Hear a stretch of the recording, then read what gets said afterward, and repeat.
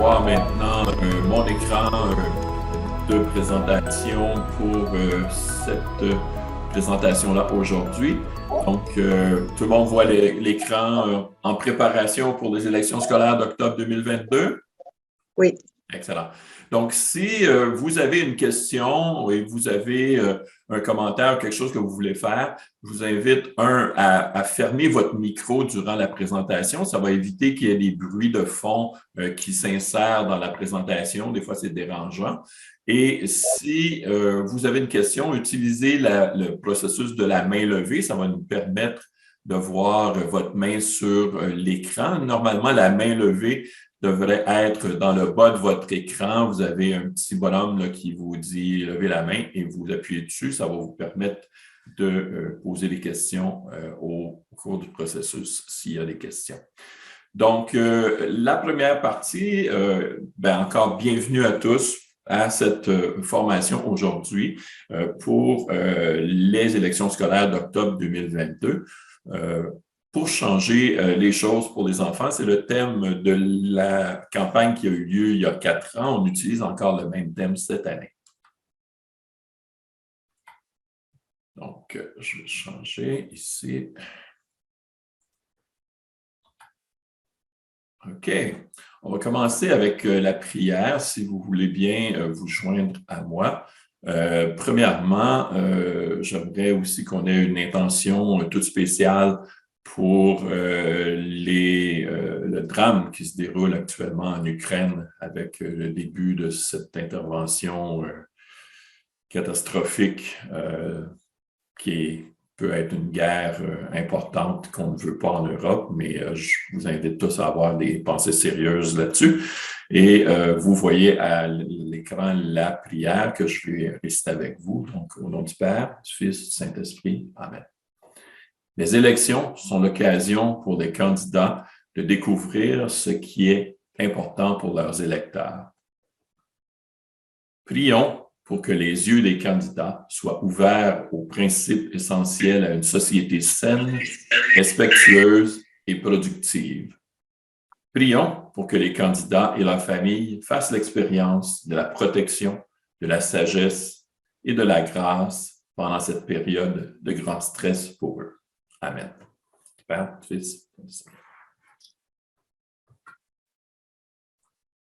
On va poursuivre avec une reconnaissance des territoires autochtones. Comme vous le savez, nous partageons ces territoires et nous aimerions prendre un moment pour remercier tous les peuples autochtones de nos régions pour le partage de leurs territoires ancestraux.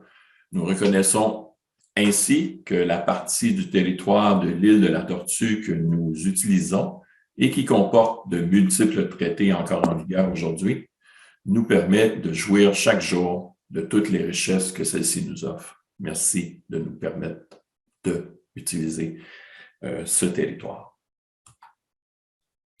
Un petit mot de bienvenue rapide de la part de la présidente de la FOCSC, Mme Lacombe.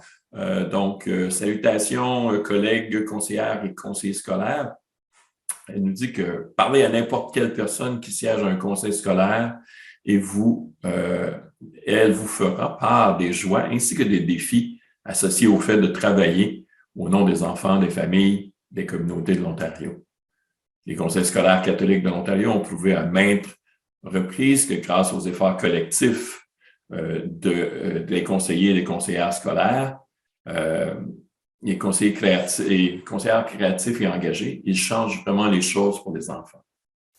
Ça vous intéresse de devenir ou de renouveler votre mandat de conseiller scolaire, c'est pour ça que vous êtes ici aujourd'hui. La présente session vous indiquera ce que vous devez savoir pour présenter votre candidature aux élections scolaires et décrit les rôles et responsabilités des conseils scolaires avec leurs membres. Bonne formation. De la part de Joanne, qui, comme Monique, s'est inscrit aux trois sessions, mais va venir seulement qu'à une, je pense, lundi soir. Donc, merci Monique. Donc, on poursuit. Juste un déroulement de la formation. Donc, on va parler rapidement de l'éducation catholique, pilier de la francophonie ontarienne. Donc, on va revenir sur cette campagne-là rapidement. On va parler des dates, des rôles et responsabilités. On va parler de votre campagne, des outils de promotion. On va parler justement de impact ou de la société d'évaluation foncière et municipale. Le recrutement des candidats, une session spéciale de formation le 4 avril et une période de questions. Donc, je vous invite, si vous avez des commentaires, on peut les prendre durant la session, c'est correct, mais je vous invite surtout à faire une note de votre question et puis on aura une grande période de questions à la fin pour répondre aux questions de tout le monde pour le bénéfice de chacun. Donc, sans plus attendre, nous allons commencer cette session avec le premier point qui est la campagne de visibilité de la FOCSC.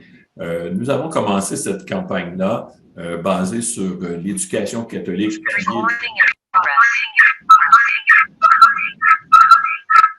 OK.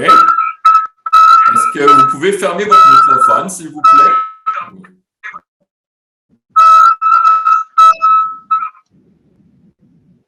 OK. Donc, est-ce que vous entendez encore le feedback? Non? C'est bon? D'accord. Donc, la campagne a débuté au mois de novembre. La FOCSC a préparé au cours de l'automne une suite de 11 vignettes, capsules vidéo d'à peu près 1 à 2 minutes qu'on présente à chaque semaine. Et cette campagne-là se veut un outil de promotion vraiment des choses qu'on fait à travers l'association pour s'assurer que tout le monde voit ce qu'on fait et qu'on en fait la promotion. Donc, c'est pour nous une occasion de faire la promotion de ce que vous êtes, ce que vous faites en tant que conseiller scolaire. Et c'est sur la chaîne YouTube ainsi que sur le site web de l'association. Donc, je vous invite à visiter notre chaîne YouTube, vous abonner à la chaîne également et vous pourrez, à partir de ce moment-là, voir toutes les vignettes qui sont disponibles aussi. Donc, pour votre information, les 11 capsules sont regroupées en 4-5 sections. Donc, les capsules 1 à 3 touchent à l'introduction sur la FOCSC et un peu d'histoire sur les conseillers scolaires, les conseils scolaires en Ontario. Les capsules 4 et 5 touchent vraiment au rôle de la FOCSC et l'importance des conseils scolaires. Les capsules 6 et 7, comment devenir conseiller scolaire. Les capsules 8 et 9, les rôles et les responsabilités des conseils scolaires et des conseillers élèves. 10, vraiment, je veux dire, la première, 8 et 9, c'est les rôles et la capsule 10, vraiment les responsabilités des conseillers scolaires élus. Et la capsule 11 fait un retour sur l'introduction du prix d'excellence de la FOCSC qui est remis à chaque année. Comme je vous disais, c'est sur la plateforme YouTube. On va partager le lien avec vous et sur notre page web du conseil scolaire, de l'association, vous avez le lien aussi pour vous rendre à la page YouTube pour participer. J'aimerais vous présenter une des premières capsules. Je vous parle ici d'une des capsules qu'on a créées spécialement pour vous, celle de devenir conseiller scolaire. Besoin de chaque conseil scolaire. Voici comment devenir conseillère ou conseiller scolaire catholique. Toute personne qui envisage de se faire élire à un conseil scolaire devrait considérer avec soin ses obligations et ses responsabilités lorsqu'elle prend l'importante décision de siéger à un conseil scolaire. Chaque parent intéressé peut s'impliquer pour sa communauté et se présenter aux élections à son conseil. Parlez à n'importe quelle personne qui siège à un conseil scolaire. Elle vous fera part des joies ainsi que des défis associés au fait de travailler au nom des enfants, des familles et des communautés de l'Ontario. Venez découvrir la diversité des programmes et des activités que les conseils scolaires de l'Ontario ont développés pour guider et façonner la nouvelle génération d'apprenantes et d'apprenants. Pour devenir conseillère ou conseiller scolaire, il faut avoir le droit de voter lors de l'élection des membres de ce conseil et résider dans son territoire de compétence. Au moment où la personne dépose sa candidature, elle doit posséder de façon générale les qualités suivantes. Résider dans le territoire du conseil, être contribuable du conseil scolaire catholique de langue française, avoir la citoyenneté canadienne, être âgé d'au moins 18 ans, être catholique et ne pas avoir d'interdiction de voter ou d'interdiction de siéger à un conseil scolaire. En acceptant de siéger à un conseil scolaire, toute personne est censée connaître ce que la loi exige d'elle, ainsi que les responsabilités qui lui sont conférées par les lois, les politiques provinciales, les ententes contractuelles ou toute autre obligation. En général, chaque membre d'un conseil scolaire est remboursé pour ses frais de déplacement et les autres frais approuvés qu'il engage. Les conseillers scolaires reçoivent une allocation en fonction de la taille du conseil, alors que les élèves conseillers ont droit à une allocation annuelle fixe pour la durée de leur mandat. Ce sont donc des gens impliqués qui s'acquittent bénévolement de cette responsabilité en conformité avec les lois et les règlements applicables. Des élections ont lieu tous les 4 ans, en même temps que les élections municipales. Donc, renseignez-vous sur les dates des prochaines élections. Nous comptons sur vous. Pour plus d'informations sur l'éducation catholique, découvrez notre site afocsc.org. Merci beaucoup, on se voit aux élections!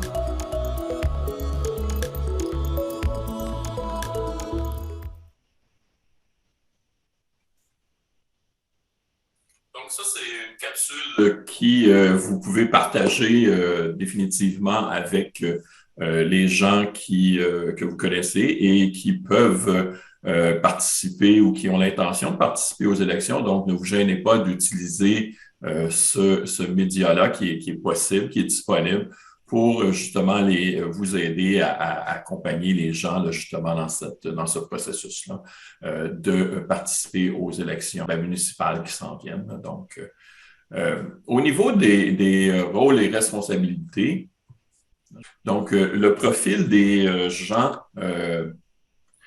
qui sont conseillers scolaires catholiques, on souligne plusieurs responsabilités. On retrouve ça dans le guide du profil de conseiller scolaire qui a été publié il y a quelques années déjà et qui est disponible sur le site de la FOCSC.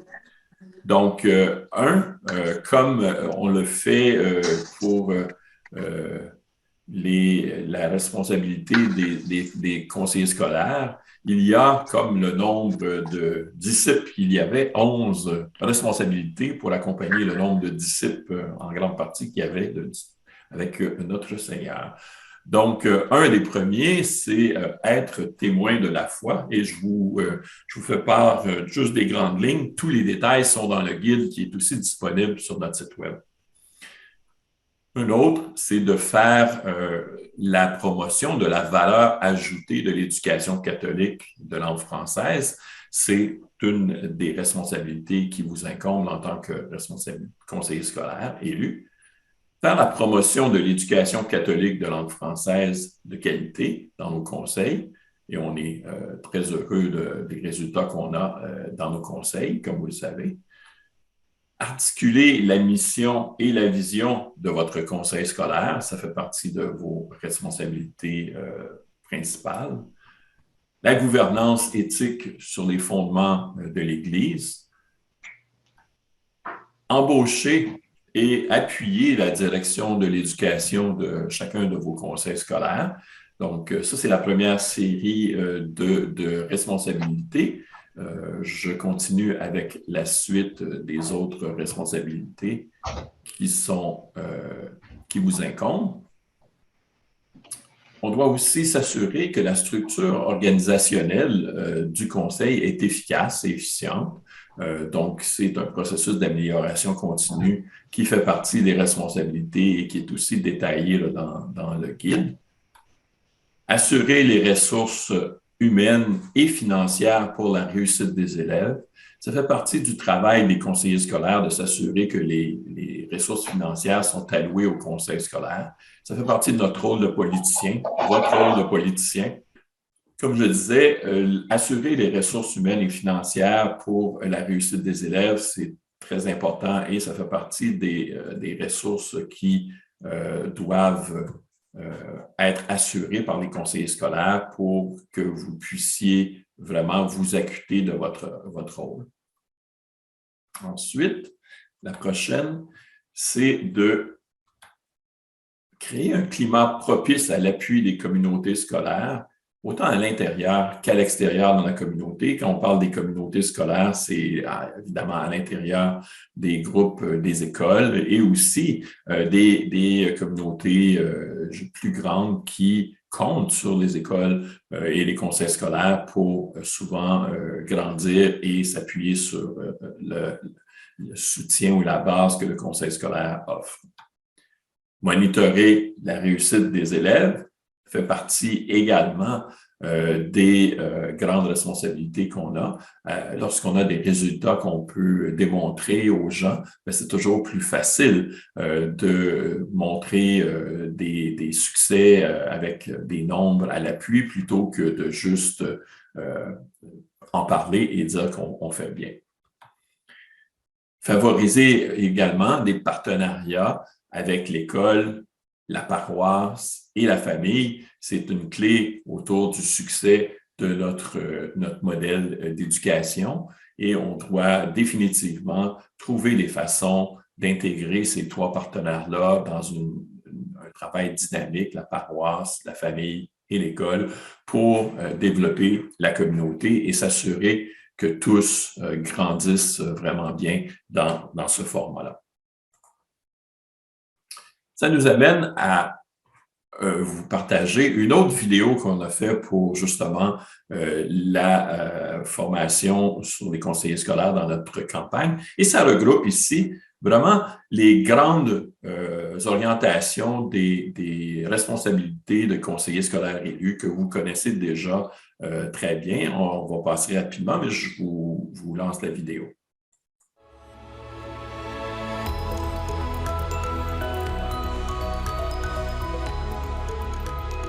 Les conseils scolaires agissent au niveau local. Ils administrent de manière efficace et responsable les ressources publiques dans l'intérêt de tous les élèves, de l'ensemble des intervenantes et des intervenants et de la communauté catholique de leur région. La gouvernance des conseils scolaires établit un cadre et des processus pour l'exercice du pouvoir décisionnel et exige des conseillères et conseillers qu'ils fassent preuve d'un leadership éthique et exemplaire. Les conseillers et conseillères scolaires sont redevables de la gestion des fonds publics qui leur sont confiés. Ils et elles doivent voir à l'essentiel pour fournir l'environnement, le personnel scolaire et les ressources nécessaires à la réalisation de la mission éducative du Conseil dans le but d'offrir la meilleure éducation possible aux élèves. Les conseillères et conseillers scolaires ont une vision dirigée vers l'avenir. Ils adoptent une vue d'ensemble et mettent en place un plan stratégique pluriannuel. Ils s'assurent de créer des politiques qui facilitent la réalisation des objectifs et en font le suivi. Ils, elles, proposent un milieu d'enseignement assurant que les élèves grandissent dans la foi. En restant toujours axés sur la réussite et le bien-être des élèves, ces outils permettent d'assurer le travail d'équipe et l'efficacité des opérations. Les élus des conseils scolaires catholiques sont porteurs d'une double mission. Celle de maintenir la vitalité du système catholique, tout en continuant de promouvoir l'essor de l'éducation de langue française en Ontario. Les conseillers doivent également faire la promotion des intérêts de leur conseil auprès des décideurs et de l'opinion publique. Le rôle d'innovateur est axé sur une amélioration constante des résultats pour maximiser la réussite scolaire et offrir un meilleur environnement aux élèves et au personnel.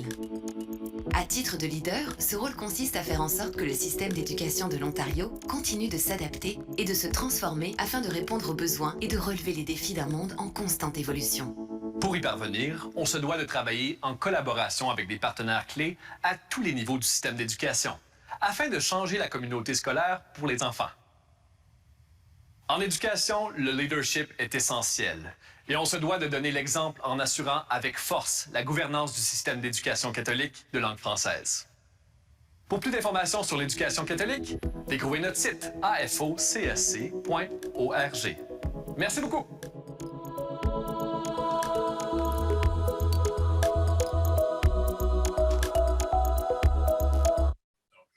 Je vais vous dire le même générique. Donc, vous avez ici un retour sur les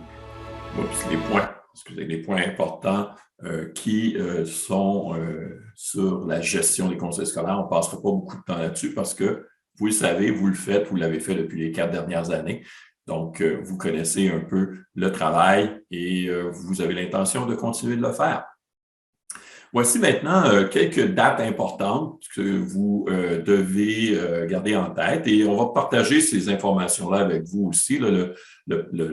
L'information est disponible et on va vous la rendre encore plus disponible sur notre site web avec des tableaux et des liens qui vont vous donner des directions sur des ressources. Mais au niveau des dates importantes, voici quelques dates importantes à se rappeler. Je vous passe à travers les dates là, rapidement. Exemple, on a jusqu'au 3 avril pour les conseils scolaires pour qu'ils fassent le rapport sur la détermination du nombre de conseils scolaires, de conseillers et conseillères scolaires dans leur section. Donc, ce processus-là se termine pour les conseils scolaires, sont déjà en processus de faire ces choses-là. Ils ont jusqu'au 3 avril pour remettre leur rapport qui va déterminer si vous demeurez le même nombre de conseillers scolaires, s'il y en a plus, s'il y en a moins. C'est un processus de détermination administratif qui est en cours actuellement. Le 1er mai, c'est la date magique où les gens vont pouvoir commencer à s'inscrire pour les candidats. Donc, candidat et candidate, vous pouvez vous inscrire auprès de votre municipalité régionale ou de votre municipalité pour les prochaines élections municipales. Ensuite, le 31 juillet, la Société d'évaluation foncière va commencer à émettre une première version des listes des électeurs qui sont disponibles, d'une version préliminaire et qui est offerte aux conseillers scolaires. Au conseil scolaire, d'habitude, pour vérification et après ça, qui est rendu disponible pour les conseillers scolaires une fois que la date limite des inscriptions est faite. Donc, le 19 août, c'est la dernière journée où on peut s'inscrire. Donc, on a du 1er mai au 19 août, ce qui est à peu près mai, tout le mois de mai, tout le mois de juin, juillet.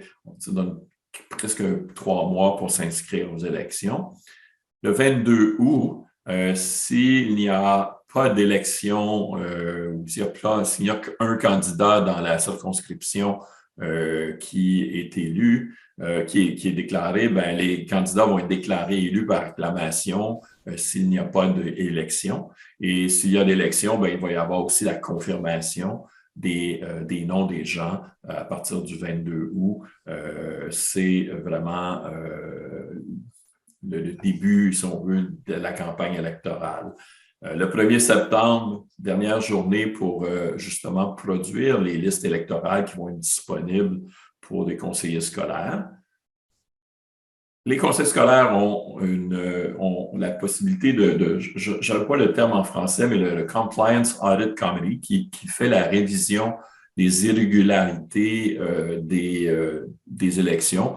Donc, vous avez jusqu'au 1er octobre dans les conseils scolaires pour créer ce comité-là. Plusieurs conseils scolaires ont déjà créé ces comités-là, mais c'est un comité qui existe seulement qu'une fois par 4 ans pour réviser le processus électoral.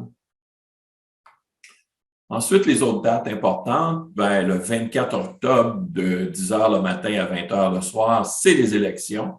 Vous avez la journée complète d'élections municipales et scolaires. Le 25 octobre, les résultats, le 24 au soir, le 25, les résultats seront confirmés. Le 14 novembre, pour chacun d'entre vous, c'est la dernière journée, c'est la fin du terme des conseillers scolaires. Donc, ça a été changé il y a déjà 4 ans, lors des dernières élections, pour que le terme se termine le 14 novembre et non pas la dernière journée du mois de novembre. C'était le 29 ou 30 novembre, puis on commençait le 1er décembre. Maintenant, c'est vraiment le 14 novembre, la fin du terme, et le 15 novembre, pour tous les nouveaux conseillers scolaires élus, c'est le début du terme des conseillers scolaires pour un autre terme de 4 ans. La date limite pour qu'il y ait des séances d'inauguration dans les conseils. Généralement, les conseils sont assez rapides pour faire ça. Se dépêcher de faire les rencontres d'inauguration le plus tôt possible pour que les conseillers puissent commencer leur terme. Et le 31 mars 2023, c'est la date limite pour chacun des candidats aux élections pour remettre leur rapport financier au processus d'élection dans vos municipalités. Ça va pour les dates? Excellent. La prochaine partie, on parle rapidement de quelques ressources que je vais vous inviter. On va vous les partager, ces infos-là, mais juste pour votre information, le site web de la FOCSC est en train de mettre une page de ressources. Dans la section ressources, on va créer une section élections dans laquelle vous allez pouvoir venir voir, la présentation qu'on est en train de vous présenter va être là, des liens pour toutes sortes d'outils qui sont disponibles, vont être disponibles également là. Et vous avez aussi le site du CESO, qui est le site que je vous présente ici à droite, qui est le OISC ou le CSEO.org, qui va également avoir un site de ressources pour l'information aux élections. Rappelez-vous que vous avez accès toujours au profil des conseillers et conseillères scolaires catholiques de langue française sur le site web de la FOCSC. Il y a également une brochure qui va être disponible, là, Changer les choses pour les enfants, et également la brochure Guide pour l'organisation de rencontres de candidats et de candidates qui vont également être disponibles en version PDF à partir du mois d'avril. Les formulaires qui sont là actuellement que je vous montre, c'est la version de 2018 de la dernière élection. Donc, on est en train de mettre ça à jour actuellement pour vous permettre d'utiliser ces formulaires-là ou les partager avec les gens qui seraient intéressés de devenir conseiller scolaire ou avec les organismes communautaires qui seraient intéressés d'organiser une rencontre avec des candidats pour permettre d'avoir un forum de débat. C'est un genre de guide de quoi faire pour créer une rencontre. Et je vous invite toujours à garder en tête notre site, notre chaîne YouTube avec le petit code que vous pouvez lire ici, qui est avec votre téléphone, qui vous amène au site YouTube de l'association. Ce sont des ressources qui sont disponibles pour vous en tout temps. Parlons de la campagne électorale. Je me présente. Vous avez décidé de vous représenter. Ça vous intéresse. Qu'est-ce que ça veut dire? Ici, je vous lance des pistes de solutions. C'est des choses qu'on a vues dans certains conseils, qu'on a discuté, qu'on a évalué. Ça peut être bon à certains endroits, ça peut ne pas fonctionner à d'autres, mais je vous en parle. C'est dans l'espace. Ce sont des outils qui sont disponibles pour vous. Vous avez décidé de vous lancer en élection. Vous allez vous représenter. J'espère que les gens autour de la table, de votre table politique, sont au courant de votre intention de vous représenter. Autant c'est important de le mentionner autour de la table politique, c'est important dans l'autre sens aussi. Si vous ne vous représentez pas, c'est important que la table politique le sache pour potentiellement essayer de trouver quelqu'un qui pourrait vous remplacer. Je sais que c'est très important, puis vous avez peut-être passé beaucoup trop de temps avec votre famille au cours des 2 dernières années, mais ne gênez pas d'en parler avec votre famille. Devenir conseiller scolaire, oui, ça vous permet de sortir de la maison. Oui, ça va vous permettre de voir d'autres choses que ce qu'on a vu au cours des 2 dernières années avec la COVID. Mais c'est important aussi d'avoir votre soutien familial parce que, je veux dire, au cours de ce processus-là de 4 ans, vous avez des responsabilités, vous avez des devoirs qui vont demander beaucoup de votre temps et de votre implication. J'en doute pas, vous êtes impliqué sûrement beaucoup dans votre processus, mais c'est important d'en discuter avec votre famille pour que tout le monde soit derrière vous avec ça. C'est aussi des supporters qui sont très importants lors d'une campagne électorale. Par la suite, vous enregistrez votre intention de vous présenter comme candidat auprès de votre municipalité ou votre région administrative. Dans certains cas, c'est des villes, comme exemple Toronto, fait l'enregistrement des voteurs ou des candidats directement à la Ville de Toronto. Dans certaines régions, c'est la région régionale qui le fait. Dans certaines autres régions, c'est une ville de la région régionale qui le fait. Ça varie d'une région à l'autre, mais vous devez vous enregistrer auprès de votre municipalité ou de votre région régionale de façon générale. Vérifiez les renseignements relatifs à votre soutien scolaire. Techniquement, vous soutenez le système d'éducation catholique de langue française. Ce qui est important, c'est de le vérifier pour vous assurer que votre bulletin de vote sera bien le bon lorsqu'on va vous le donner. Parfois, ça change pour des raisons obscures. Vous pouvez vérifier ça facilement. Je vais vous montrer dans un instant où aller, mais c'est une information importante pour vous et aussi pour vos électeurs. Pour faire la promotion, comme je dis, de la vérification des soutiens au système scolaire.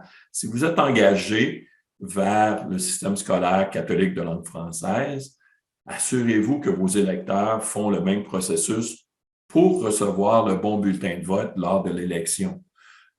Par défaut, comme vous le savez, tout le monde est enregistré sur le système public anglophone. Donc, si pour une raison quelconque, la municipalité a fait un changement, vous avez changé quelque chose dans votre compte de taxes, mais vous n'avez pas vérifié la redirection de votre soutien scolaire, vous allez recevoir le bulletin de vote du conseiller scolaire public anglophone lors des élections et non pas au soutien catholique. Donc, vous n'êtes pas enregistré à la bonne place ou votre électeur n'est pas enregistré à la bonne place. C'est important de faire la promotion de ça sur une base régulière. Vous avez, comme vous le savez, chaque élève qui s'inscrit dans nos écoles doit remplir le formulaire d'inscription, de désignation des taxes et ça, à ce moment-là, fait le soutien du système scolaire lors de l'inscription. C'est un processus qui est assez archaïque un peu, qui est encore papier, qui, on espère, va changer un jour et Impact travaille pour changer ça, mais c'est une bataille de tous les instants pour s'assurer que les gens sont inscrits au bon endroit.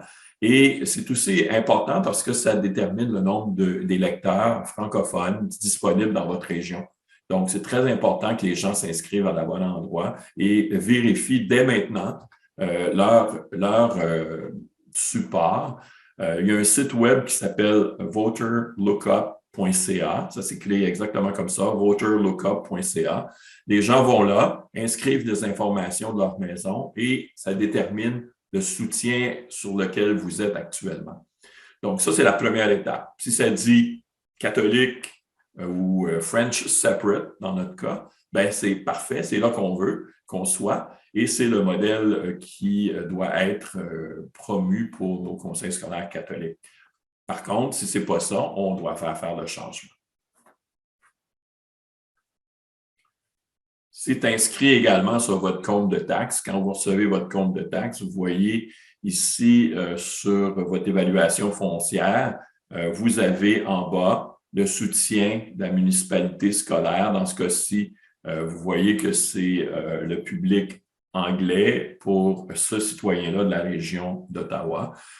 Donc, son soutien scolaire est dirigé là, mais ça, c'est la façon de le regarder.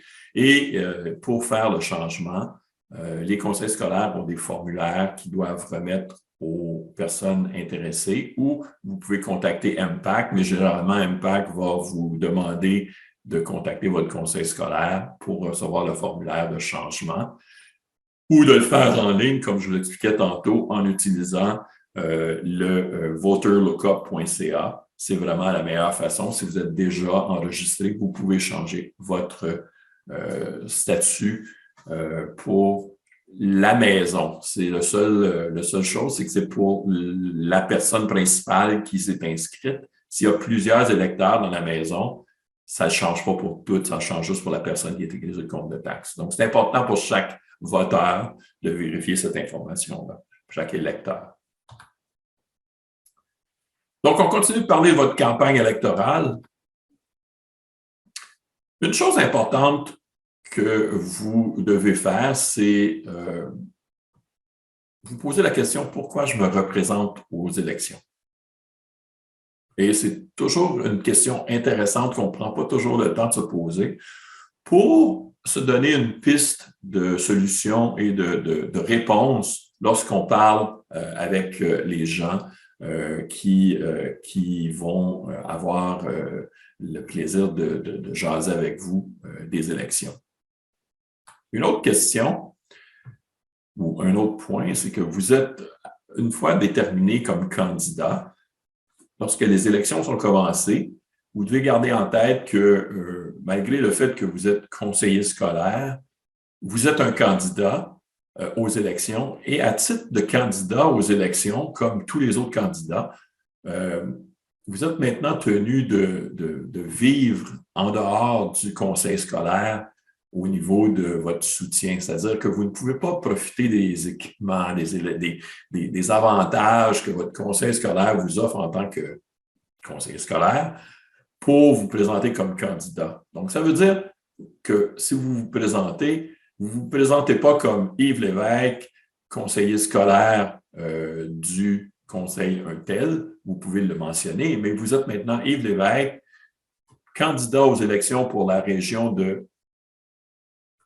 Toronto.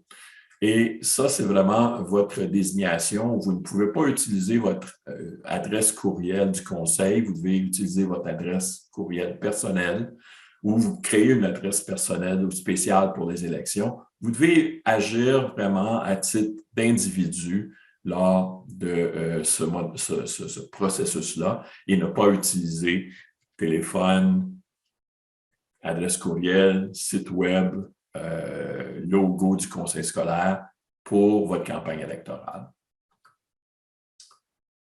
Une question aussi qui est toujours importante, moi, je faisais toujours une petite liste des 4 ou 5 choses importantes sur qu'est-ce que j'ai apporté au conseil scolaire, ma réflexion sur ma contribution, qu'est-ce que j'ai fait, qu'est-ce qui est mes points positifs que j'ai apportés au conseil scolaire au cours des 4 dernières années.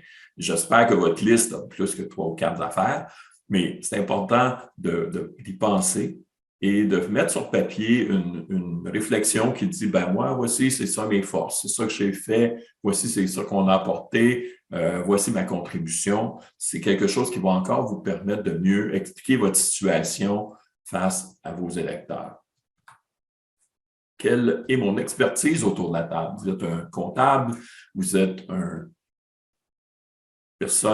avocat, vous êtes un professionnel quelconque, vous êtes un grand-parent, vous avez une grande famille. Quelle expertise vous apportez à la table du conseil? C'est important de mettre ça sur papier aussi pour vous donner, encore là, une piste de solution en préparation à votre campagne. Quelles sont les réalisations qui ont eu cours dans votre conseil scolaire? Donc, qu'est-ce qui s'est passé dans votre coin que vous avez eu? Vous avez fait des agrandissements, vous avez contribué à installer un nouveau système, vous avez une nouvelle école, des choses qui ont été des contributions à laquelle vous avez eu la chance de participer et de contribuer, surtout dans votre secteur, dans la région dans laquelle vous vous présentez. La chose la plus difficile à cerner souvent, c'est quels sont les messages clés que vous aimeriez livrer. Et les messages clés, c'est, puis j'ai marqué maximum 3, on essaie de se limiter à pas beaucoup de messages. Exemple, vous savez que dans votre région, vous avez très peu de services en français. Vous voulez contribuer à l'amélioration des services en santé mentale dans votre région pour les élèves. Vous voulez qu'au cours des 4 prochaines années, on réussisse à faire l'agrandissement de votre école parce que vous en avez besoin, ou de telle école, ou de tel secteur. Donc, vous devez cerner 3 ou 4 messages clés que vous allez utiliser tout au cours de votre campagne pour donner aux électeurs la possibilité de savoir pourquoi vous vous engagez, parce que à un certain moment donné, les gens, il faut vous poser la question, Surtout si vous n'êtes pas élu par acclamation. Si vous êtes élu par acclamation, c'est pas trop compliqué, vous êtes déjà élu, félicitations. Mais si vous êtes en élection, il y a des risques que les gens vous posent des questions et qu'ils veuillent en savoir plus.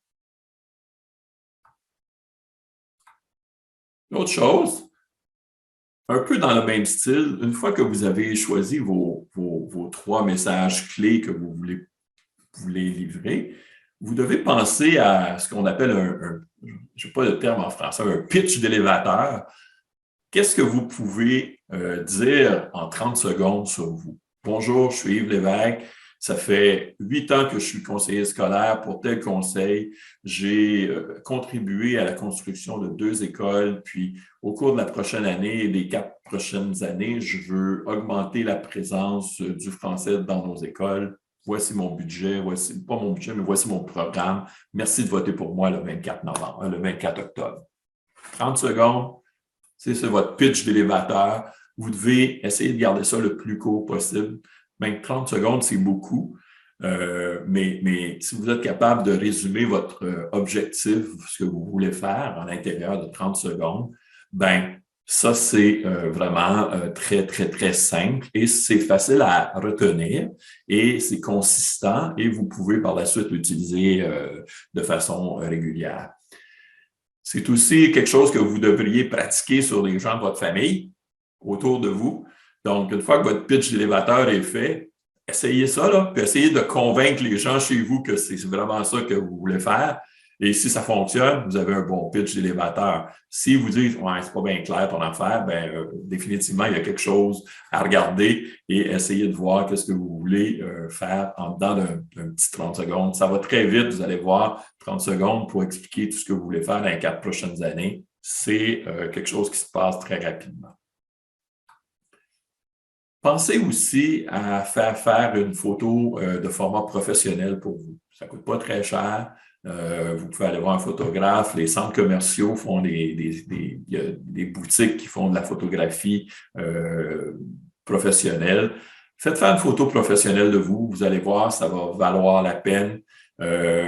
Préparez-vous, une belle coupe de cheveux, un maquillage, une belle chemise de couleur préférence, de couleur pâle, et vous allez faire une photo de vous. Vous allez pouvoir l'utiliser à toutes les sauces par la suite. Mon équipe de soutien électoral.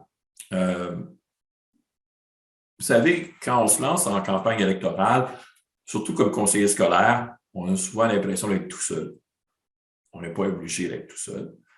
Vous pouvez avoir une équipe électorale avec vous. Vous pouvez avoir quelques bénévoles qui travaillent avec vous pour vous aider à réaliser votre mission. Exemple, puis on va en parler tantôt, vous voulez utiliser les médias sociaux pour vous mettre en évidence. Que ce soit Facebook, que ce soit Twitter, que ce soit d'autres médias ou plateformes sociales, ben, vous avez peut-être besoin de quelqu'un pour vous aider à gérer ça un peu. Parce qu'on peut tout faire, mais on peut, généralement, quand on fait tout, vous savez, quand on parle Master of all trades, je ne sais pas le terme en anglais, là, mais c'est qu'on veut tout faire, mais on ne fait rien, ou on touche à tout, mais on ne finalise rien. Donc, je vous invite à vous associer à des gens, que ce soit même votre petit-neveu ou quelqu'un chez vous qui a une connaissance des médias sociaux et peut vous aider, par exemple, à gérer une partie de votre site web, à mettre ça en place, de gérer les médias sociaux, de donner des réponses aux gens parce que s'il y a des interactions, il faut leur répondre. Tout ça, ben, c'est de vous construire une équipe de 3, 4 personnes, 5 personnes autour de vous qui vont vous aider à promouvoir l'information que vous voulez donner aux gens. Vous avez le droit de faire des événements de levée de fonds aussi, que ce soit un souper spaghetti entre amis, que ce soit un événement quelconque qui vous permet de lever des fonds. Vous avez la possibilité de lever des fonds pour payer justement pour les dépenses de votre campagne électorale, parce que vous avez le droit d'engager des dépenses pour la campagne électorale si c'est nécessaire. Puis, c'est votre choix, vous n'êtes pas obligé. mais vous pouvez le faire. Donc, c'est une possibilité que vous pouvez prendre à avantage. Et quel est le montant maximum de dépenses électorales permis? Ça varie de comté en comté. Et c'est un montant qui va vous être indiqué lorsque vous allez vous inscrire aux élections comme candidat. Ce montant-là va vous dire, bon, ben, je dis n'importe quoi, là, j'ai aucune, prenez pas ça comme du cash, là, mais exemple, si je m'inscris dans ce comté, je vais avoir le droit de dépenser 3 500 $ comme dépense électorale en tant que conseiller scolaire catholique francophone. C'est basé sur le nombre d'électeurs, c'est basé sur une formule qui est déterminée lors de l'inscription et c'est donné à chaque candidat. Donc, c'est un montant qui est disponible, qui n'est pas disponible, mais que vous pouvez dépenser, mais que vous ne pouvez pas dépasser. Donc, ça, c'est important de garder ça en tête. Et lorsqu'on parle d'événements de levée de fonds, ben, ça vous permet de couvrir ces dépenses-là parce que vous avez le droit de faire des levées de fonds pour couvrir vos dépenses. Donc, vous allez avoir le montant maximum que vous pouvez dépenser. Puis, vous avez aussi un genre de mini-budget qui dit, bon, ben, OK, voici ce qu'on doit faire, ce qu'on fait. C'est là que les bénévoles entrent en ligne de compte pour créer ces activités-là. Quelques autres bonnes pratiques importantes. Ben, je ne vous cacherai pas que les élections, c'est basé sur la communication. Vous devez communiquer clairement votre message, vous devez donner l'information de votre intention, de votre conseil scolaire, qu'est-ce que vous voulez faire au sein de votre conseil scolaire pour les 4 prochaines années. Vous devez avoir des communications claires et précises. Et encore là, c'est une bonne idée de s'adjoindre une personne qui peut vous aider à rédiger ou qui peut vous aider à corriger ou vous aider à juste être ce qu'on appelle un sounding board pour vous aider justement à mieux cerner les intentions que vous avez. Quels sont vos contacts auprès de votre communauté? Êtes-vous très impliqué dans la communauté? C'est très important d'avoir un contact dans la communauté francophone de chacune de nos régions pour être capable justement de convaincre ces gens-là de voter pour nous lors de l'élection. Parce que gardez en tête que si vous êtes élu par réclamation, c'est moins un problème. Mais si vous avez une élection, ça veut dire qu'il y a quelqu'un qui va se présenter contre vous, vous devez avoir des meilleurs contacts que votre opposant, sinon vous risquez de perdre votre élection et ça, c'est toujours plate. Votre implication dans la communauté, quelle est-elle? Est-ce que vous êtes visible? Est-ce que vous êtes présent? Est-ce que vous participez à plusieurs événements? C'est sûr qu'avec la COVID, on a eu beaucoup de difficultés à se montrer le nez un peu partout. Ça commence, comme vous le savez, le déconfinement au mois de mars, mois d'avril. J'ai l'impression que l'Ontario va être complètement ouvert. On va pouvoir, à partir de ce moment-là, retourner dans les événements qui vont avoir lieu. Et c'est une occasion vraiment pour vous d'être visible. Et vous devez être visible. Si vous n'êtes pas visible, vous risquez de ne pas être élu également. Quel réseautage faites-vous auprès des conseils d'école de vos écoles? Est-ce que vous avez, je pose souvent la question au conseiller scolaire, est-ce que tu as sur ton speed dial dans ton téléphone le numéro de téléphone de tes conseillers, des présidences de chacun de tes conseils d'école? Ça, c'est une question bête, mais c'est rarement dans votre téléphone. Ces gens-là, les présidences de chaque conseil d'école de vos écoles, sont vos contacts principaux, sont vraiment des personnes importantes avec qui vous devriez avoir une discussion régulièrement, savoir qu'est-ce qui marche dans mes écoles, qu'est-ce qui va dans vos écoles, ça fonctionne-tu, c'est quelque chose que je peux faire pour vous aider à avoir quelque chose, à arranger quelque chose. Et ça, ces personnes-là sont importantes parce que chaque conseil d'école regroupe 10, 12, 15 parents qui vont être les gens qui vont voter pour vous lors des élections. Vous voulez avoir ces gens-là au courant de ce qui se passe chez vous et vous assurer que vous avez la possibilité de les rejoindre assez facilement. Je vous invite à commencer à faire ces genres de choses-là si vous n'avez pas déjà commencé à faire le montage de votre liste de contacts. Ça va vous donner une chance de commencer à créer vos contacts là-dessus. Participation aux événements de vos écoles, c'est évidemment une occasion pour vous de vous faire voir, d'avoir de la visibilité auprès des parents. Plus vous êtes visible, plus vous avez de chances d'être réélu. Et ça, c'est important d'utiliser ces événements-là dans vos écoles jusqu'à temps qu'on ne puisse plus les faire, c'est-à-dire jusqu'à la fin de l'année. Contact auprès des organismes communautaires. Est-ce que vos organismes communautaires savent que c'est vous le conseiller scolaire catholique de la région? Si oui, tant mieux. Sinon, c'est important de vous faire connaître, de vous introduire auprès de ces organismes-là et de vous rendre disponible pour leur donner le plus d'informations possible sur vos intentions, sur ce que le conseil scolaire fait, sur ce que souvent les organismes font et ne savent pas que, exemple, ils ont accès aux activités ou aux installations scolaires en dehors des heures d'école. C'est important de leur rappeler que vous avez des installations qui sont disponibles pour eux s'ils en ont besoin.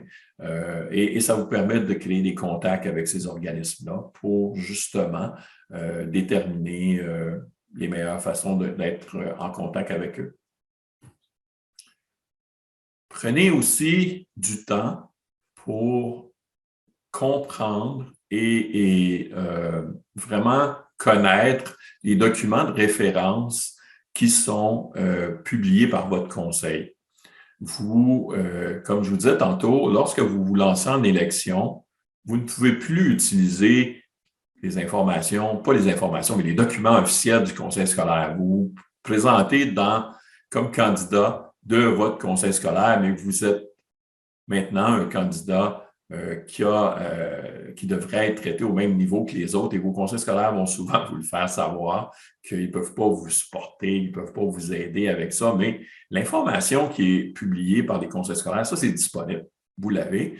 Le plan stratégique du conseil scolaire, les rapports annuels, les rapports d'étape, les succès, les nouvelles, les annonces. C'est des choses que vous pouvez réutiliser dans vos communications, de dire que grâce à votre implication au conseil scolaire, on a réussi à augmenter, je ne sais pas moi, les résultats scolaires par 2% ou 3%. Ça, c'est quelque chose que vous pouvez utiliser. C'est de l'information publique. Si l'information elle est publique, vous pouvez la travailler parce qu'elle est disponible et vous pouvez en profiter. Vous avez un accès privilégié à cette information-là. Ça vous donne la possibilité de vous créer des petites phrases intéressantes qui disent, voici ce qui s'est passé chez nous, voici ce qu'on a réussi à faire, voici des informations intéressantes que vous pouvez utiliser. Donc, prenez le temps de lire ça vraiment à fond et de le partager dans votre campagne, dans votre plan de campagne. Et comme je le disais, rencontre des familles. Une fois que les élections sont commencées, vous ne devriez pas faire campagne dans les écoles. Vous ne devriez pas faire campagne sur le terrain des écoles. Vous devriez faire campagne dans la communauté, c'est-à-dire à l'extérieur de l'école, sur la rue, et non pas sur le parking de l'école. Généralement, c'est pas très, très accepté, mais encore là, vos directions d'école vont vous le faire savoir. Vous allez sûrement en entendre parler si vous utilisez trop le terrain de l'école. Je vous invite toujours à essayer de trouver des endroits un peu plus neutres, comme exemple à l'église, au centre communautaire, dans votre région, dépendamment des possibilités qui sont disponibles à vous. Vous utilisez ces médias-là, ces endroits-là pour faire la promotion de votre campagne. Parlons d'outils de promotion, quelques minutes. Exemple, des outils de promotion. Faites-vous faire une carte d'affaires avec une photo. Exemple, j'ai fait ça moi hier, ça m'a pris 15 minutes. J'ai fait une carte d'affaires pour quand je vais me présenter aux élections. Je ne me présente pas aux élections, là, mais Ça m'a pris 15 minutes sur un site comme Vistaprint, exemple, pour créer une carte d'affaires comme ça. Et je peux avoir 500 cartes d'affaires pour moins de 50 $. Ça revient à moins de 10 sous la carte d'affaires.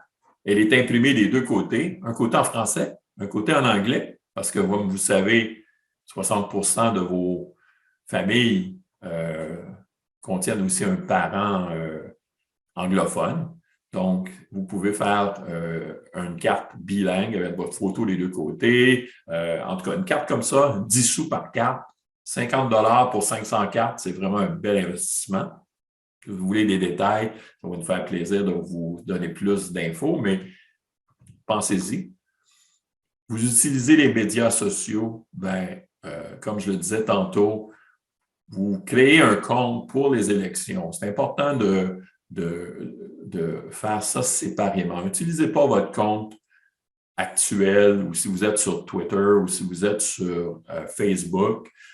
Créez un compte spécialement pour cette élection-là, pour séparer votre vie privée de la campagne électorale. Les messages que vous allez mettre sur ce site-là vont être différents de ce que vous postez sur votre site personnel. Puis vous ne voulez pas nécessairement partager avec tout le monde les photos de vos petits-enfants puis de ce qui se passe dans votre vie sur votre compte personnel. Donc, créez un compte séparé pour la gestion des médias sociaux. La même chose avec un site web. Vous pouvez créer un site web de présentation de votre campagne, de vous, avec la photo en format professionnel que vous avez fait faire, que vous réutilisez, tout ça.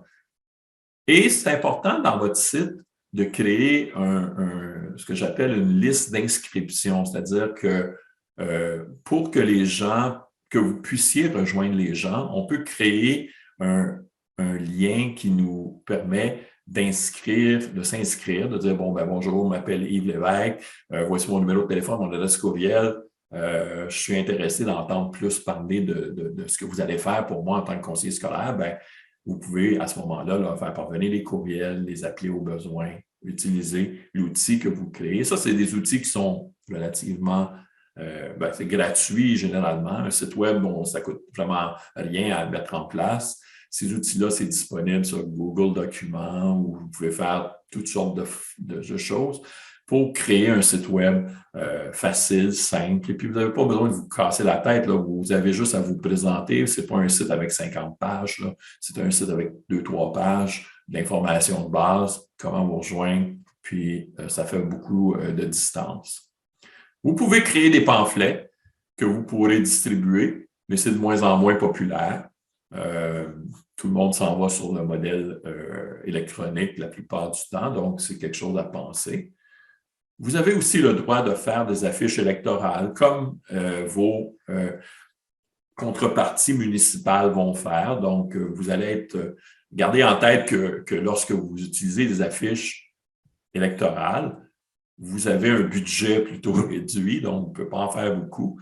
Et vous vous battez contre tous les candidats municipaux qui vont se présenter dans votre région. Donc, si 12 personnes qui se présentent à la mairie, puis conseiller municipal, puis tout ça, puis vous en plus, pensez à comment vous pouvez maximiser l'utilisation des affiches. Souvent, en tant que conseiller scolaire, c'est plutôt difficile d'avoir des affiches électorales, mais c'est quelque chose qu'on peut faire. Vous avez le droit de participer à tous les débats locaux qui vont avoir lieu dans vos municipalités. Vous devriez être présent lors des soirées qu'il y a de débats qui sont organisés par vos municipalités. Même si vous ne parlez pas, vous devez être présent. Vous devez dire que vous êtes là. Les organisateurs vont vous nommer. Déjà, le fait qu'ils vous nomment fait que vous êtes à la table, vous êtes là, vous êtes reconnu en tant que conseiller ou candidat comme conseiller scolaire catholique. Et ça vous permet de répondre à des questions si les gens vous les posent. Participez à ces débats-là si ça vaut la peine. Et une chose aussi qui peut être intéressante, quand vous parlez avec les organismes communautaires de votre région, peut-être que l'organisme communautaire de votre région peut organiser un débat des conseillers scolaires au niveau des enjeux scolaires. On a beaucoup d'enjeux scolaires qu'on peut débattre. Une soirée autre que municipal, qui n'est pas axé sur le municipal, mais qui est axé sur le scolaire, pourrait être organisé par un organisme communautaire de votre région. Et ça vous donne aussi une possibilité de discuter des enjeux de votre région, puis d'expliquer pourquoi c'est important le conseil scolaire catholique de la région et que nos écoles offrent ci, ça, et c'est pour ça que je me présente comme conseil scolaire. Pensez à ça aussi. D'autres outils de promotion qui sont disponibles, vous allez avoir accès aux listes électorales de la Société d'évaluation municipale. Donc, vous allez recevoir les listes électorales du MPAC. Ces listes-là vont être disponibles autour du 1er septembre et vont vous donner la liste qu'eux, ils ont des électeurs francophones de votre région. C'est souvent des listes très incomplètes, mais c'est un départ. Autre outil que vous pouvez utiliser, une fois que vous avez les listes, vous avez les adresses des gens. Donc, si vous savez que les gens suivants dans la liste sont des supporters du système public, pas public, mais francophone catholique, vous pouvez envoyer des lettres à ces électeurs-là. Vous avez leurs adresses. Donc, c'est possible, un peu de travail à faire, là, mais vous pouvez faire ça. Vous pouvez envoyer des lettres aux électeurs, dire je me présente, voici mon plan, voici ce que je veux faire, votez pour moi le 24 octobre. Une chose qu'on n'utilise pas beaucoup et que je vous invite à faire, c'est écrivez une lettre ouverte aux médias de votre région. Voici pourquoi je me présente. Vous envoyez ça à vos médias. Dans votre lettre aussi, l'autre partie qui est importante, si vous faites ça tôt dans le processus, c'est une bonne occasion de dire aux gens, aux francophones de la région, avez-vous vérifié si vous êtes vraiment enregistré au bon système scolaire? Parce que quand vous allez vous présenter aux élections, vous n'aurez pas le bon bulletin de vote. Donc, c'est une place ici où on peut vous aider en vous donnant peut-être un petit texte, même on peut le faire au niveau de l'association. Assurez-vous que vos électeurs sont bien enregistrés au soutien du système scolaire. Les bulletins paroissiaux, chaque paroisse publie, la plupart des paroisses maintenant de façon électronique, mais encore de façon papier, des bulletins paroissiaux. Donc, prenez avantage de ça pour soit publier une annonce ou leur donner un petit texte d'intention, encore là, un peu dans le style d'une lettre ouverte pour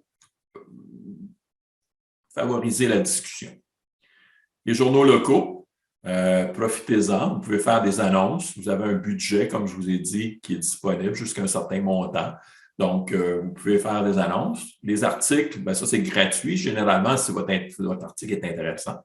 Mais si vous avez un point de vue intéressant sur la francophonie ou le développement de la francophonie dans votre région, les journaux vont le publier, puis ça, c'est gratuit, puis c'est du millage pour vous. Vous pouvez faire une campagne téléphonique, d'appeler ces gens-là si vous avez leur numéro de téléphone. Ça, c'est plus compliqué parce qu'il faut avoir les numéros de téléphone de ces gens-là. Mais ça demeure dans certaines régions quelque chose de réalisable. Et finalement, encore ici, un outil que je vous invite ou que je vous donne comme information, c'est que vous pouvez utiliser ce qu'il appelle un Contact Management Tool, un CRM, un Customer Relation Management. Ces outils-là vous permettent si vous faites une campagne de lettres, vous faites une campagne téléphonique, de rentrer l'information sur un site web qui vous donne une idée du tracking et vous crée une base de données. Il y a généralement des coûts pour ces outils-là, mais c'est souvent des outils intéressants. Indépendamment de la grandeur de votre équipe et du défi de votre région, c'est des outils à considérer parce qu'ils sont disponibles et ils sont là. Tout ça pour vous préparer pour le grand jour, le 24 octobre 2022. Et vous voulez vous assurer que les gens reçoivent le bon bulletin de vote, c'est-à-dire Catholic Separate, parce que c'est ça qu'ils vont avoir, avec votre nom dessus, parce que c'est vous le conseiller scolaire ou la conseillère scolaire qui se présentez dans cette région-là. Moi, ça m'est arrivé en tant que conseiller scolaire de me présenter aux élections puis me faire dire que non, c'est pas le bon bulletin. Ils m'ont donné, ils me forçaient absolument à prendre le bulletin public francophone. Je dis non, c'est pas celui-là. Parce que mon nom devrait être écrit dessus, c'est pas le bon. Mais j'étais inscrit à la bonne place, mais même au bureau de vote, on essayait de me convaincre que je n'étais pas inscrit à la bonne place. Donc, assurez-vous que vos gens comprennent qu'ils doivent recevoir le bulletin Catholic Separate, qui sont à travers le Voter Lookup, comme on a dit, ou on vous en a parlé, lookup.ca, qui sont déjà bien enregistrés comme catholiques francophones. À ce moment-là, ils vont avoir le bulletin avec votre nom dessus et les élections vont être un peu plus intéressantes parce qu'il va y avoir du monde qui va voter pour vous versus des gens qui vont voter pour quelqu'un d'autre, puis vous vous demandez comment ça se fait qu'il y a juste eu 12 personnes qui ont voté pour moi. Des fois, il y a des interrogations sérieuses à faire au niveau du processus pour arriver jusque-là. On sait qu'il y a X nombre de voteurs dans ce coin-là, mais des fois, ils ne reçoivent pas le bon bulletin de vote. Il faut se poser des questions. Donc, ça, c'est important pour le jour des élections. Dernier point dans la présentation, le recrutement de nouveaux candidats. Chaque table politique fonctionne en fonction de la dynamique qui est propre à chacune de vos tables. Les 8 tables de nos conseils scolaires ont des dynamiques d'équipe. Une équipe, normalement, pourrait prévoir de recruter en fonction des besoins qui sont à combler dans votre conseil scolaire. Est-ce que vous savez aujourd'hui ou bientôt combien de conseillers scolaires sur votre table vont se représenter et combien ont décidé de ne pas se représenter? Parce que ça c'est des questions qu'on peut se poser qui font que ça nous permet de planifier des remplacements. Est-ce que sur les 10 ou 12 conseillers scolaires autour de la table, il y en a 8 qui ont décidé de ne pas se représenter? Bien, si vous savez qu'il y a 4 régions à remplir, je pense que c'est important dès maintenant de commencer à regarder qui dans ces régions-là pourrait être un candidat intéressant dans nos conseils de parents, dans nos familles, dans notre communauté, pour se présenter dans cette région-là. Parce que la planification des remplacements, c'est une discussion qu'on peut avoir autour de la table de façon, je veux dire, ça n'a pas besoin d'être une discussion du conseil officiel, c'est des discussions qu'on a entre élus. Mais c'est quelque chose que votre présidence peut regarder et dire, ben OK, vous présentez-vous toutes, là, à moins qu'il y ait des chicanes monstres entre chacun des conseillers scolaires, personne ne parle à personne, ça c'est une autre histoire, je ne vais pas aller là. Mais si vous fonctionnez comme une équipe, vous pouvez penser de dire, ben OK, on a besoin de remplacer 3 conseillers scolaires cette année. Qui on pourrait trouver, qui pourraient être des candidats intéressants pour se présenter aux élections, parce qu'on doit les préparer à ce processus-là. Est-ce que votre conseil a un plan de succession? Dans certains cas, vous savez, comme dans certains conseils, on a déterminé que la présidence du conseil est remplacée à chaque année, à chaque 2 ans. Ben ça, c'est un peu un plan de succession. Ça donne la chance aux autres conseillers scolaires de devenir vice-président, président, d'utiliser les postes d'exécutif dans le conseil pour comprendre un peu mieux le fonctionnement du conseil. Mais ça peut aussi être un plan de succession dans le sens de dire, ben OK, on a besoin de 109, 5-6 conseillers. Il faut avoir un plan pour trouver ces gens-là. Certains conseils vont jusqu'à faire ça. Posez-vous la question, quelle expertise on a besoin autour de la table? Est-ce qu'on a toujours des problèmes légaux autour de la table puis on ne sait pas quoi faire? Ça serait-tu bon d'avoir quelqu'un qui est un avocat autour de la table? Ou bien, le conseil scolaire nous présente des chiffres, on ne comprend absolument rien. Ça serait-tu bon qu'il y ait un comptable autour de la table pour nous aider à mieux comprendre ce qui se passe? Des choses comme ça. Posez-vous les questions sur les besoins d'expertise de votre table. Avez-vous une personne qui est potentiellement un bon communicateur qui va être probablement votre porte-parole autour de la table? Si vous n'avez pas ça non plus, ben, c'est important de se poser la question. Donc, pensez aux besoins de la table et se recueillir et avoir une discussion entre conseillers scolaires sur ces choses-là. Ce n'est pas une mauvaise chose pour mettre les bonnes personnes à la bonne place. Est-ce que les membres de votre conseil scolaire, les membres élus de votre conseil scolaire sont représentatifs des familles de votre région? Est-ce que vous avez la diversité requise? Est-ce que vous avez une parité des sexes? Est-ce que c'est quelque chose qu'on veut discuter? Est-ce qu'on a des efforts à faire de ce côté-là? Je peux vous dire que le gouvernement de l'Ontario fait des efforts énormes au niveau de l'équité pour que tous aient accès à l'éducation catholique, mais à l'éducation de façon générale, mais aussi au poste, exemple, de direction dans les écoles. On veut qu'il y ait une parité là-dedans, on veut qu'il y ait une équité là-dedans, on veut qu'il y ait une diversité. On veut aussi qu'il y ait une diversité autour de notre table. Est-ce qu'on a des familles? Est-ce qu'on a un membre de famille dans notre conseil scolaire qui peut nous donner la perspective d'une famille, d'une jeune famille? Est-ce qu'on a des gens de communautés culturelles visibles qui sont présentes autour de notre table parce qu'ils sont dans nos écoles? C'est important de penser à ça au niveau de la planification des candidats que vous voulez trouver pour le remplacement. Et comme je le disais un peu plus tôt, la sollicitation ou la promotion auprès des conseils de parents de vos écoles, vous devez, en tant que conseiller scolaire, si vous avez, je ne sais pas moi, 4-5 écoles sous votre aile, vous devez comprendre que ces écoles-là sont votre source de connexion pour la communauté. Gênez-vous pas de parler avec les présidences de conseil pour avoir un son de cloche, pour savoir s'ils ne sont pas intéressés à se présenter aux élections. C'est votre bassin de réponse. Une petite annonce en passant, le 9 avril de 9h à midi, on va faire justement une formation pour les nouveaux candidats potentiels, les candidats potentiels aux élections.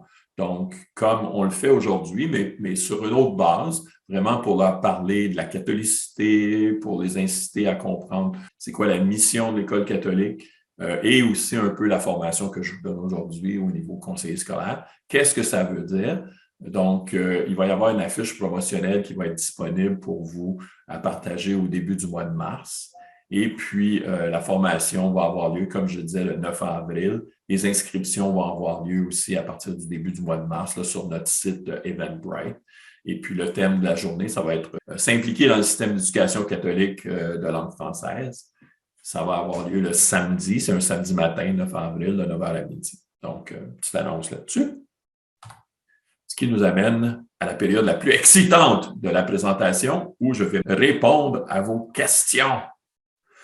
Donc, ici, on va avoir le temps de discuter ensemble. Je vais fermer la présentation pour ouvrir le forum à tout le monde. Et là-dessus, écoutez, j'espère que vous avez apprécié le contenu qu'on vous a présenté. Il y a beaucoup de matériel. C'est, comme je disais, au besoin, les gens qui veulent avoir la présentation, juste nous envoyer un petit courriel, ça va nous faire plaisir de vous l'envoyer entre-temps en PDF et on va la mettre sur notre site web par la suite, là. Mais maintenant, si vous avez des questions, ça va me faire plaisir, des commentaires.